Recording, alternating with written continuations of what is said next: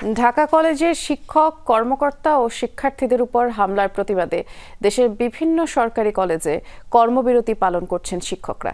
সকাল থেকেই কলেজে উপস্থিত হলেও শিক্ষকরা ক্লাস নেননি। হামলার ঘটনার প্রতিবাদ জানাতে কালো ব্যাজ ধারণ করেন তারা। টিচার্স লাউঞ্জে ভাঙচুরের ঘটনায় দোষীদের গ্রেফতার ও শাস্তির দাবি জানান।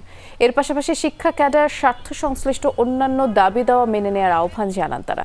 সোমবার রাত 1:30টার দিকে ঢাকা বিশ্ববিদ্যালয়ের শাহনেওয়াজ হলের সামনে ভ্রাম্যমাণ দোকান বসানো নিয়ে সংঘর্ষে জড়ায় ঢাকা বিশ্ববিদ্যালয় ও ঢাকা কলেজের শিক্ষার্থীরা।